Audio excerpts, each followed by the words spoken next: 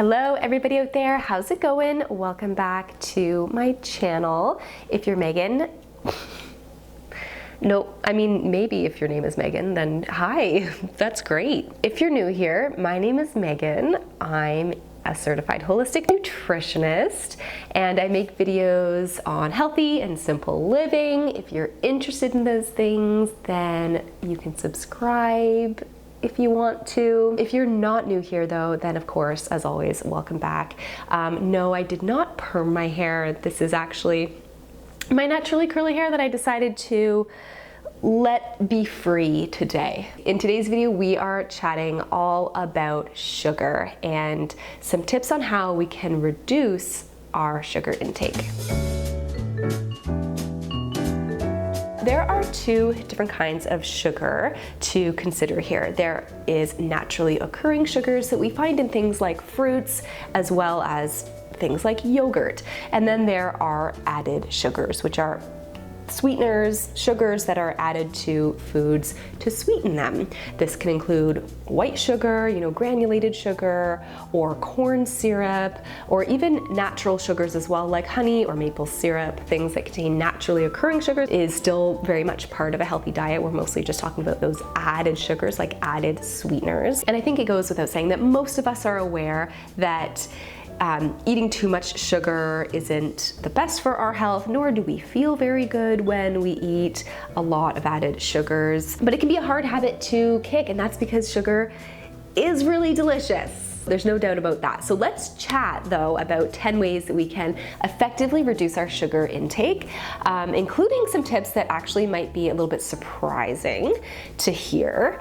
But I want you to know that it is totally doable and it doesn't have to be restrictive or be a very diety experience either. Let's get right into it. Let's start with number one, and this is going to sound a little bit counterintuitive, but hear me out. Okay, don't try to force yourself to eat less sugar. When we have a no sugar allowed mentality, or really any other type of food that we're deeming like not allowed, unhealthy, bad, what have you, it can actually have the opposite effect. It can actually make us want it more because it puts it on a pedestal, and we kind of end up entering a bit of a binge restrict cycle, or a start-stop cycle, where we say we're not allowed to have this food anymore, we can't have any of it. We might be able to stick to this for a few days, but then we inevitably start to crave it. We really, really want this thing that we're not allowed to have, then we binge on it, and then the cycle repeats. So the goal here is to bring it back down into a neutral space. We do that by letting it exist in our life. I know what you're thinking. You're thinking, what, Megan? I'm trying to not eat sugar and you're telling me that it's okay to eat it. I don't get it. But yes, that's essentially it. What I am saying is that we need to allow it to be something that is just a neutral thing. It's not good, it's not bad. If we want it, it's there. And what happens, it no longer becomes a novelty. It no longer becomes quite as exciting when we do that. And this does take time. I do have a whole video on reasons why you're overeating that kind of goes into this a little bit more in more detail. You can check out that video. I will leave it linked up here as well as in the description box if you want to just learn more about this and kind of understand this concept a little bit better. Eating more protein and fiber and fat throughout the day with our meals and snacks is going to be one of the best ways for us to feel much more full, much more satiated and balanced through the day when it comes to our blood sugar, but also just generally those feelings of satiety. So this is going to be a fantastic way to just kind of curb cravings from the get-go. Things like beans and meats like chicken or fish, eggs, fats like avocado, olives, olive oil, coconut milk, nuts and seeds as well, nut butters. These tend to be more filling as well. Sometimes one of the reasons why we might be craving more sugar, more carbs perhaps through the day is because we're not eating enough, simply. Just not eating enough. Our portions aren't quite big enough, which leads us to crave a lot of things, especially sugar, later on in the day. You want to ask yourself, A, did you have breakfast today? Did you have lunch? What did you have for breakfast and lunch? Did you include things like protein and fats and fiber like we talked about? But also, what were your portion sizes like? Did you feel really satisfied afterwards, or did you feel a little hungry after you had whatever it was that you had for breakfast or lunch, or whatever kind of snack that you had? Sometimes it's just simple tweaks that can help us to feel, again, more satisfied and can reduce some of those cravings during the day. Often low fat or half fat or zero fat products have more sugar and other additives in them to make up for the reduced fat content. And so when we opt for higher fat foods, full fat, whole, that sort of thing, then we tend to see lower levels of added sugars. So this is something to consider when we are choosing foods at the store, and to not be afraid of fat. Fat is really important for helping us to better absorb fat-soluble vitamins. Again, keeps our blood sugar more stable as well, and improves satiety too. Next up is pairing a treat food with protein and fiber, and seeing if that helps to prevent some of those urges to eat an entire box of cookies, for example. So an example could be, if you want to have a couple cookies, can you pair that with a handful of nuts? Can you pair some of those treat foods that you're craving with some higher protein additions on the side to balance it out a little bit, so that you just feel more satiated and a lot less likely to want to gobble up the entire package? And also, when we are having a treat, whether that's ice cream or a slice of pie, whatever, really allowing ourselves to fully enjoy it by taking the time with it. Chewing slowly, being present with it, really enjoying the sensory experience that comes with eating something really, really delicious.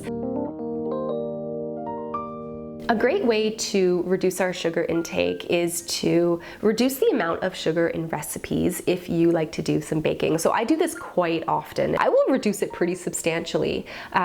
Because I don't like them to be too sweet, and because I want to keep those added sugars to a minimum, but I still enjoy baking things. Also, your taste buds will adjust to less sweetness the more that you get used to it. So right now, perhaps you're really used to things being hyper sweet, but when you start to make swaps over time, you might find that you can actually notice it so much more. And when you have something that's really sweet, it's almost too much. To go along with that, something that is great to do is to add flavor or natural sweetness in place of some of that added sugar. So again, if you're baking something or anything else that you are eating where you might want to add some extra sweetness to it, some great options here are things like adding raisins or dates or apricots or dried cranberries, using banana or applesauce, as well as extracts like vanilla extract or almond extract can sometimes add a really unique kind of sweet kind of flavor. And sweet spices too, like cinnamon or nutmeg, can add a lot of flavor to things too.